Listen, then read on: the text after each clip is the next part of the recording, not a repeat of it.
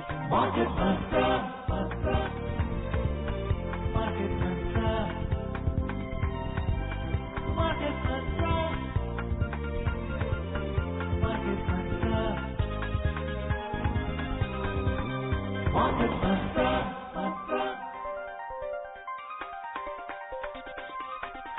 Market Mantra. Welcome to this Wednesday edition of Market Mantra, the program in which we give you a complete update on the economic, business and stock market news of the day. My name is V. Ravi Kumar and with me is my co-anchor in Hindi, Sonu Sood. धन्यवाद रवि। नमस्कार श्रोताओं, market मंत्र में आपका स्वागत है। रोज की तरह हम आज भी आप तक आर्थिक, व्यापारिक और शेयर बाजार से जुड़े ताजा समाचार लाएंगे और उन पर चर्चा करेंगे। चर्चा के लिए ऑनलाइन हमारे साथ बिजनेस स्टैंडर्ड के editorial director Shri A.K. Bhattacharya आमंत्रित हैं। मिस्टर भट्टाचार्य, नमस्कार। मार्केट मंत्र में आपका स्वागत है। नमस्कार। और अब शुरुआत में हेडलाइंस, जिन्हें आप तक ला रहे हैं V Ravi Kumar. Domestic equity benchmarks closed flat amid profit booking even as global cues were positive. Gold rises above 56,000 rupees per 10 grams in the national capital. It's a fresh record high in the international market. And oil prices gained to their highest since early March after a big drop in US crude inventories. वैश्विक संकेत सकारात्मक रहने के बावजूद घरेलू share बाजार मुनाफा वसूली के बीच बिना किसी खास बदलाव के हुए बंद। सोना दिल्ली सराफा बाजार में 56,000 रुपए प्रति 10 ग्राम के ऊपर पहुंचा। वैश्विक बाजार में भी ताजा रिकॉर्ड स्तर तक बढ़ा। और अमेरिका में कच्चे तेल के भंडारण में भारी गिरावट के बाद तेल के मूल्य मार्च के बाद के अपने उच्चतम स्तर पर पहुंचे।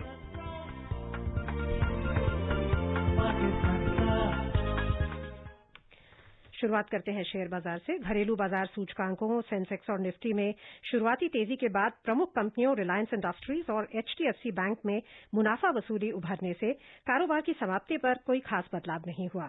बंबई शेयर बाजार का सेंसेक्स दिन में एक समय 452 अंक बढ़ जाने के बाद मंदी की गिरफ्त में आ गया और कारोबार की समाप्ति पर 0.07% की गिरावट से 25 अंक कम होकर 37,663 पर बंद हुआ। नेशनल स्टॉक एक्सचेंज का निफ्टी 6 अंक बढ़कर 11,102 पर बंद हुआ। विस्तारित बाजार की बात करें तो यहां प्रदर्शन सेंसेक्स से बेहतर था। BSE मिड कैप सूचकांक 0.39% की बढ़त में रहा और स्मॉल कैप सूचकांक में 0.85% की वृद्धि दर्ज हुई। Domestic equity benchmark Sensex and Nifty today surrendered early gains to end flat as profit booking emerged in market majors Reliance Industries and HDFC Bank. After rallying 452 points during the day, the BSE Sensex slipped in the red to end 25 points or 0.07% lower at 37,663. The NSE Nifty inched up 6 points to close at 11,102. In the broader market at the BSE, the mid-cap and the small cap outperformed the Sensex. The mid-cap closed 0.39% up and the small cap gained 0.85%.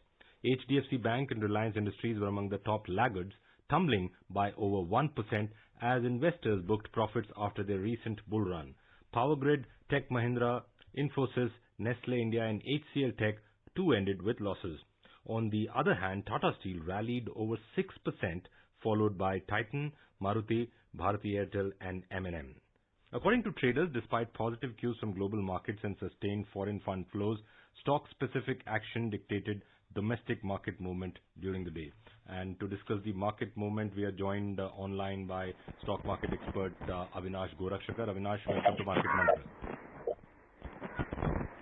Avinash, are you live with us? Yes. Yeah. Good evening. Good evening. Avinash, first question is that the market seems to be doing a kind of a yo-yo over the last few weeks. Where do you see the secular trend? Is it upwards or downwards? No, I think markets will continue to remain volatile as we saw today. In the first half of the market session, the market was significantly up in the first half, and then thereafter we saw a lot of profit booking. I think the markets are now clearly looking at some sort of key triggers both for the domestic and the global markets.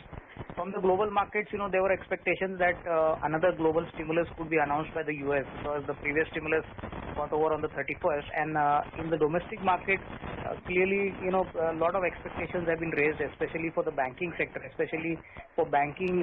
Apart from the, the loan package, the government is likely to provide further capital to the PSU banks.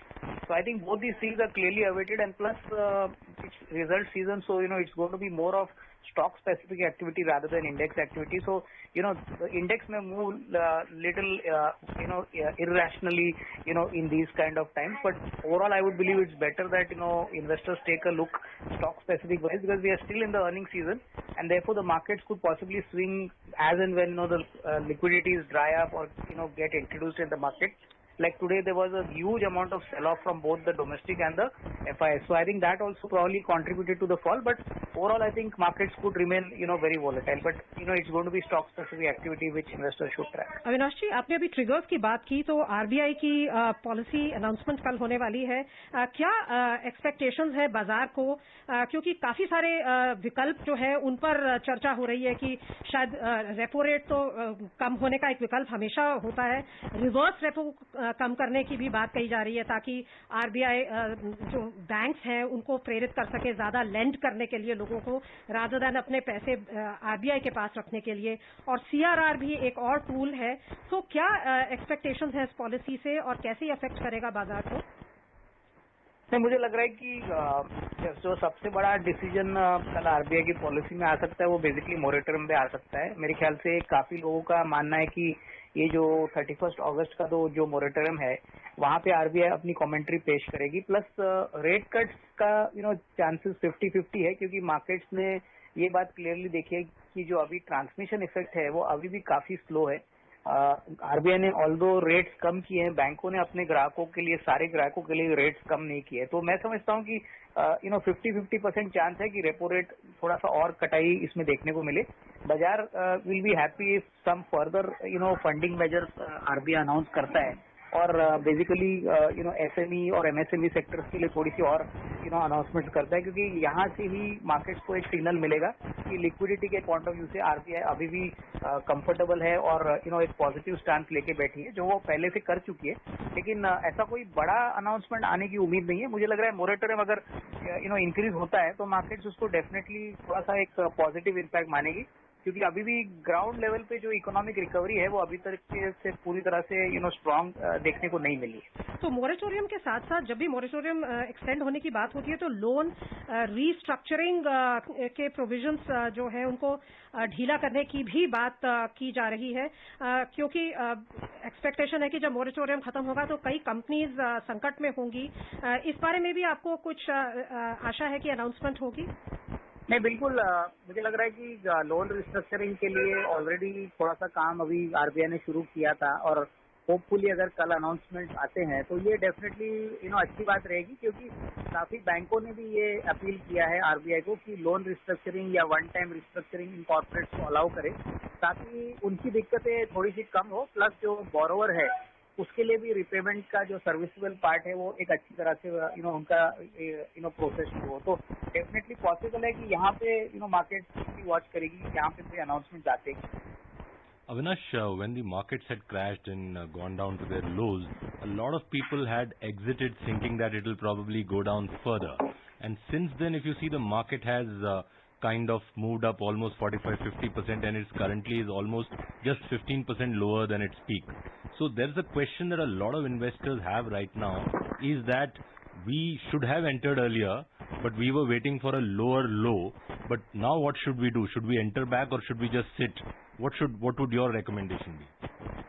I think, the markets have risen primarily because, one is there are very strong expectations that possibly by December some, vaccine for the corona COVID-19 could definitely come in, and that is definitely a major trigger which, markets are awaiting, and that is probably in anticipation of that the market has risen.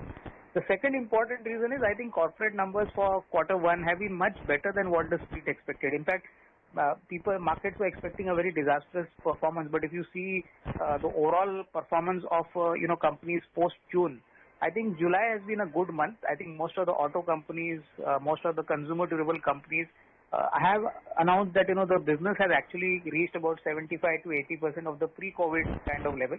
So So I think markets are hopeful that, the second half will be much better. So my sense is, I think markets will never give an opportunity to buy a blue chip at a very low price. So one has to use, any market decline to actually buy these stocks on a SIP basis. It's not possible for any investor to actually, buy only at the bottom.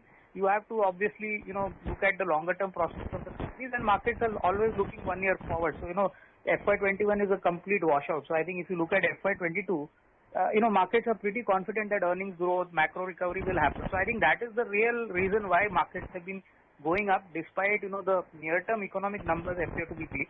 And of course, liquidity has been the main reason, to push the markets in a very short time. And you mentioned blue chips, Avinash. If you look at the Nifty 50 historical PE, we are currently close to 30. Do you see that as a red signal? Something flashes? Yeah, I think in all probability, stocks like Reliance, which have moved up from almost 850 to 900 odd levels, is now 2200.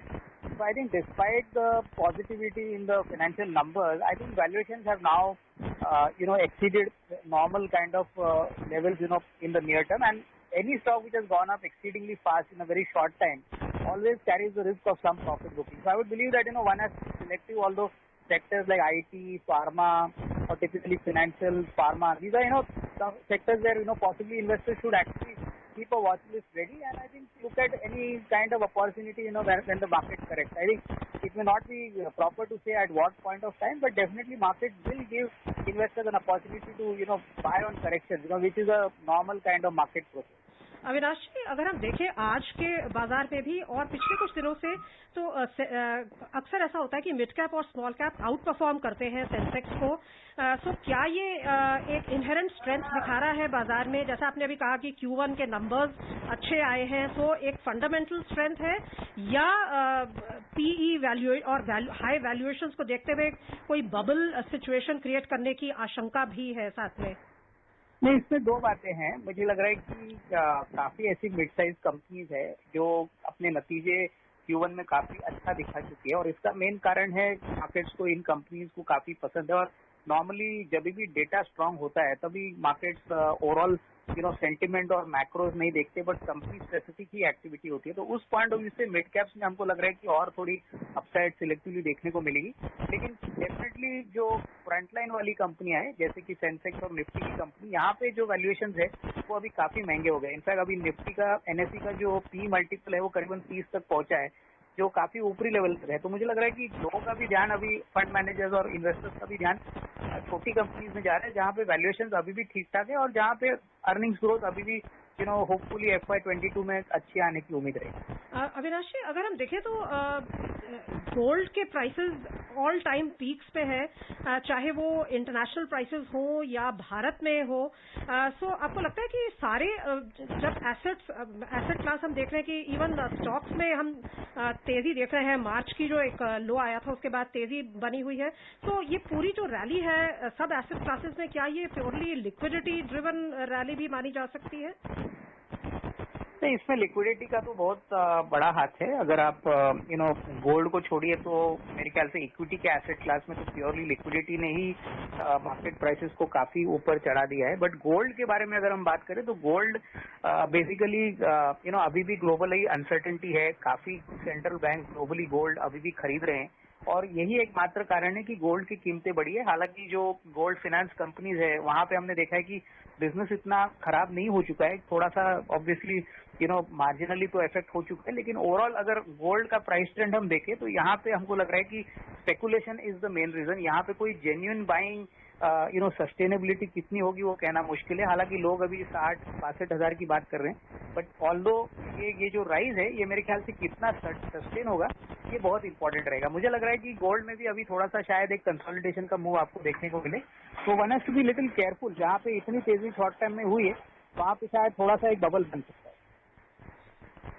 Avinash जी, इस चर्चा के लिए बहुत बहुत धन्यवाद. और इससे पहले कि हम अंतर्राष्ट्रीय बाजारों का रुख करें, मिस्टर भट्टाचार्य, आपसे जानना चाहेंगे कि भारतीय शेयर बाजारों में जो हम एक वॉलेटिलिटी देख रहे हैं, लेकिन एक तेजी भी साथ में बनी हुई है। जैसा भी मेरे को एंकर ने बताया कि लगभग 45-50% बढ़ चुका है अपने मार्च के लो से बाजार। सो अभी क्या स्थिति आपको दिखाई देती है? कौन से ट्रिगर्स ज्यादा अफेक्ट करेंगे बाजार को? देखिए, दो तीन चीजें मुझे लग रहा है कि जो मैक्रो इकोनॉमिक सिग्नल्स बाजार को इम्पैक्ट कर सकती हैं, जैसे कि रिजर्व बैंक ऑफ इंडिया का मोरेटोरियम को ऊपर स्टैंड, मैं समझता हूँ ये एक इम्पैक्ट करेगा।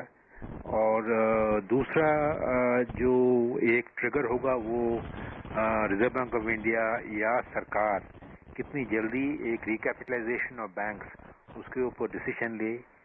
और तीसरा जो ट्रिगर आएगा वो 31 अगस्त को जो जीडीपी फिगर्स जो आएंगी फर्स्ट क्वार्टर की, उसमें बहुत सारे ऐसे इंडिकेशन आएंगी जो इकोनॉमिक रिकवरी के अगले जो 2-3 तिमाहियों के सिग्नल्स क्या होंगे, कैसी उनकी इंडिकेशन होगी, वो थोड़ा बहुत मालूम पड़ेगा। तो मैं समझता हूँ ये तीनों चीज जो हैं, अगर आप चौथा ऐड करना चाहते हैं तो एक वन टाइम रिस्ट्रक्चरिंग का प्लान कितनी जल्दी आ सके। तो एक तरफ तो हुआ फाइनेंशियल सेक्टर में recapitalisation of banks, one time restructuring और मोरेटोरियम, और मैक्रो इकोनॉमिक में किस तरह की जो हमारी जो मैक्रो इकोनॉमिक जीडीपी का जो रुख जो है वो किस तरफ जा रहा है। जीडीपी का ओवरऑल हेडलाइन नंबर उतना शायद इंडिकेटिव नहीं होगा जितना कि उसके अंदर जो इन्वेस्टमेंट रेट जो है उसमें जो सेक्टोरल मैन्युफैक्चरिंग सेक्टर की जो रुख जो है वो जो दर्शाएगी, वो मैं समझता हूँ कि मार्केट के लिए बहुत बड़ी एक सिग्नल और या ट्रिगर, आप जो भी कहें, हो सकती है। AKB, one of the immediate triggers you mentioned is the MPC decision tomorrow and the commentary that will subsequently come. Sorry, I lost you. One of the things that you mentioned, the immediate triggers, is the MPC decision that is likely to come tomorrow. That's right. And if you see the last two sessions, they've already reduced the rates by almost 115 bips. That's right. And if you look at the rates right now, in terms of not just the nominal rate, the real rates, is there any margin that the RBI has if you take into account inflation for further reduction? Well, to be honest and frank, I don't think there is any scope for any reduction of the rate at this point in time. You have to keep in mind the fact that we have reached a point in the Indian economy in the current situation where the repo rate is probably hovering at the same level as the retail inflation rate. So which actually we are in the real interest rate thing, we are probably close to or already become little bit of zero interest rate. So therefore, when such a situation arises, I don't think that any scope for a further cut in rate exists. On the contrary, if you do that, then the inflationary expectations, they get strengthened, and this may have long-term macroeconomic inflation as a danger. Those implications are going to be serious. So my reading is that the Reserve Bank of India probably will give the rate cut a pause after having done for 115 basis points almost on a trot, and probably it will keep the stance accommodative, but it will make a clear announcement on a one-time restructuring. I do not know whether a moratorium can be extended, because extending the moratorium, contrary to what many people believe, will actually be a big negative for the financial sector, because the financial sector is what is also pulling down the markets in a big way. So my sense is if RBI tomorrow announces extension of the moratorium from August for another 3 months, my sense is the markets will not take it, in a positively. On the contrary, the financial sector-led stocks will actually be very, very severely affected. Mister Bhattacharya, जैसा आप कह रहे हैं कि RBI के पास अभी बहुत ज्यादा रूम नहीं है और रेट कट्स का, तो आपको लगता है कि ग्रोथ को बढ़ावा देने के लिए अब जो ज्यादा कहे दारोमदार है वो सरकार पर है, जो इंफ्रास्ट्रक्चर इन्वेस्टमेंट है उसको गति फास्ट ट्रैक करने की जरूरत है? आपने एकदम सही कहा कि इस वक्त जिसे हम अंग्रेजी में कहते हैं the ball is in the court of the government. अब सरकार के जो कोर्ट में खाने में अब ये बॉल चली गई है, और सरकार के खाने में बॉल इस वक्त गई है जब सरकार को अपनी रेवेन्यूज की काफी चिंता अपनी जतानी पड़ेगी, क्योंकि जो अगर आप सरकार की जो ओवरऑल रेवेन्यूज जो फर्स्ट क्वार्टर की जो ग्रोथ रेट है वो उसमें करीबन जो नेट रेवेन्यू जिसे कहते हैं जो केंद्र सरकार के लिए वो करीबन 47% नीचे आ गई है। अगर आप ग्रॉस रेवेन्यूज को देखें उसमें 32% कम हुआ है बजट के मुताबिक। सो ऐसे अवस्था में सरकार को स्टिमुलस देने की जरूरत तो महसूस हो रही है, साफ है, पर वो कैसे दे, किस तरह से दे, कब दे, ये एक बहुत बड़ी एक प्रश्न है और ये प्रश्न को जरूर सामना करना पड़ेगा। और मेरा मानना ये है कि सरकार के खाने में ये बॉल आकर सरकार को ये तय करना पड़ेगा किस वक्त किस तरह से एक फिस्कल स्टिमुलस सरकार को देना पड़ेगा।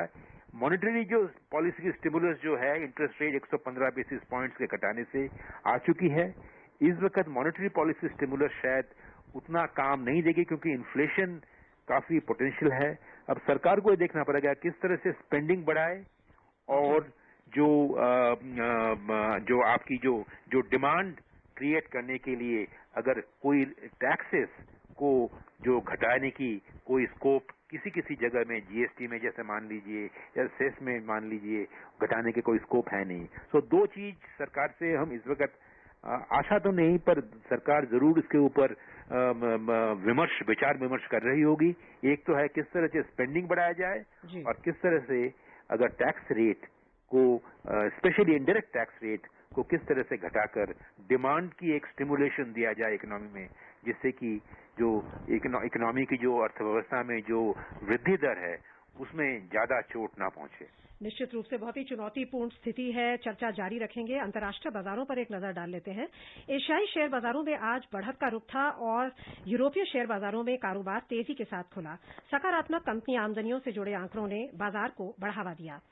दक्षिण कोरिया का कॉस्पी 1.4% के उछाल में रहा। सिंगापुर के स्ट्रेट्स टाइम्स सूचकांक में 0.7% और हांगकांग के हैंगसेंग में 0.6% की वृद्धि दर्ज हुई। चीन के शंघाई कॉम्पोजिट सूचकांक में 0.2% और जापान के निक्केई सूचकांक में 0.3% की बढ़त रही। यूरोपीय क्षेत्र की बात करें तो दिन के कारोबार में ताजा समाचार मिलने तक यहां भी तेजी का रुख था। लंदन का फुट्सी 1% के उछाल पर था, जबकि फ्रांस के कैक और जर्मनी के डैक्स दोनों में 0.8% की तेजी थी। If you look at the U.S. market, the Wall Street was up yesterday, buoyed by Apple and energy stocks, but capped by a fall in AIG Insurance and Microsoft as investors awaited more U.S. government stimulus to reduce economic fallout from the coronavirus pandemic. The Dow Jones Industrial Average gained 0.6%, while the S&P 500 and the Nasdaq Composite Index both rose 0.4%. There's one thing, AKB, if you see the last 2-3 months, the dollar has been weakening and the commodities have been strengthening, not just gold, which is also known as a safe haven. You see copper also, I see almost a 30-40% rise in copper. And of course, crude has also gone up. If you see there, April 20 lows of 26 for Brent and minus 37 for WTI. What is it indicating for the U.S. market? We have talked about the Indian market. What does it indicate for the US? You know, this is a very critical moment for also the U.S. economy, as well as because U.S. is the world's largest economy still for the world economy. U.S. is going for an elections in November, and there is a lot of Trump induced liquidity measures are expected. So even though this time in the review liquidity measures did not get much seriousness, but my sense is that there is a pressure on the U.S. economy, U.S. government to extend the unemployment dole for a further period. So therefore, what you are seeing is that a lot of money is actually floating either in the banking system or in the economy also. And given the overall situation of uncertainty, people are going in for investments that they traditionally consider are more safe and a kind of a store of value, you know. And this is the reason why I see this a sharp rise from around 40,000 in Indian context about a few months ago to almost close to 57,000 per 10 gram, which is a huge jump. I think this is exactly probably not in percent term, but in terms of absolute terms, this is the same increase that we saw from 2004 to 2008. So I would not be surprised that the gold is probably, and the commodities markets are also probably getting into a bubble zone where things may not become as sustainable as many people still believe that they will go up to 62 on that. So my sense is gold is in a very, very critical zone, and those who are investing must have a brave heart. आइए अब रुख करते हैं currency बाजार का। Dollar में कमजोरी के चलते रुपया आज डॉलर के मुकाबले 10 पैसे की मजबूती से 74 रुपए 94 पैसे प्रति डॉलर के स्तर पर बंद हुआ। विदेशी मुद्रा कारोबारियों ने कहा कि शुरुआती कारोबार में शेयर बाजारों में सकारात्मक रुख, डॉलर में कमजोरी और विदेशी फंडों का प्रवाह भारत में लगातार आने से रुपए को समर्थन मिला। आपकी छोटी सी टिप्पणी मांगूंगी यहाँ पर रुपए पर, जिसमें स्टेबिलिटी हम काफी समय से देख रहे हैं। ऐसे माहौल में जहां जैसा आपने कहा कि सोना भी बहुत बढ़ रहा है और स्टॉक मार्केट में भी बहुत वॉलेटिलिटी है। देखिए, जो रुपए की जो स्टेबिलिटी देख रहे हैं उसकी एक डायरेक्ट कोरिलेशन है आपका जो ट्रेड अकाउंट का परफॉर्मेंस। इस वक्त अगर आप देखें जो फर्स्ट क्वार्टर में आपके ट्रेड अकाउंट में आपकी जो ट्रेड डेफिसिट है वो कम होकर सिर्फ 9 बिलियन में आ गई है। इनफैक्ट एक महीने तो सरप्लस भी हुआ। जो जून में एक्चुअली एक मार्जिनल सरप्लस हुआ था। और अगर आप देखें टोटल, अगर आप सर्विसेज और कमोडिटीज मर्चेंडाइज गुड्स का ट्रेड देखेंगे तो उसमें हमारी ऑलरेडी फर्स्ट क्वार्टर में करीबन 12 से 13 बिलियन डॉलर का सरप्लस आ चुका है।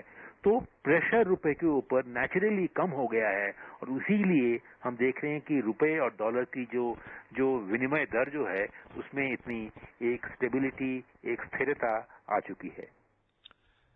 Oil prices today rose to their highest since early March after data showed a big drop in U.S. crude inventories, although concerns that mounting coronavirus infections will lead to reduced fuel demand capped gains.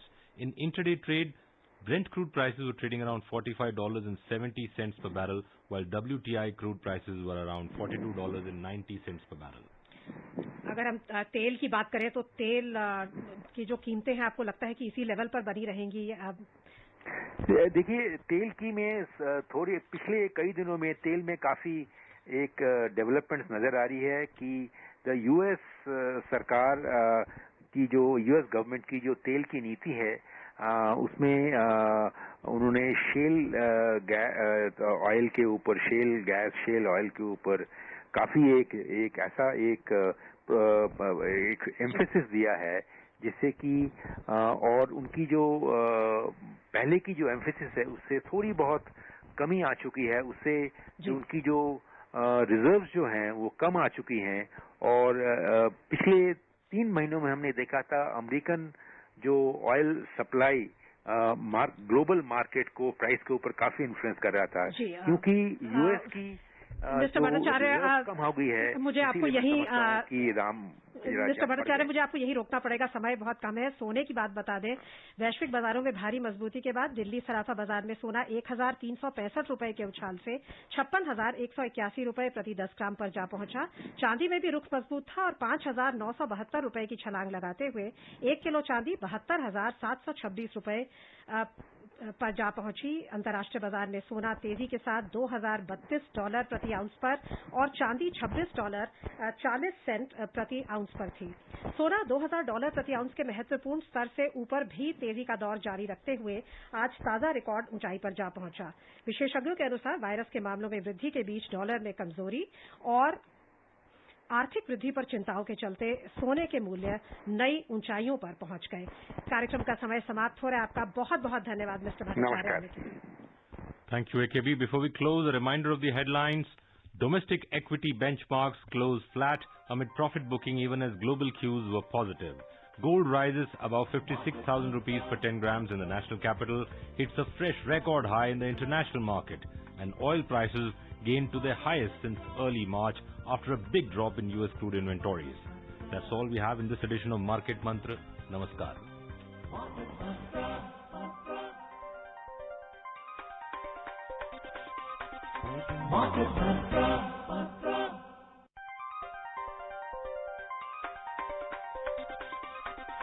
Market Mantra.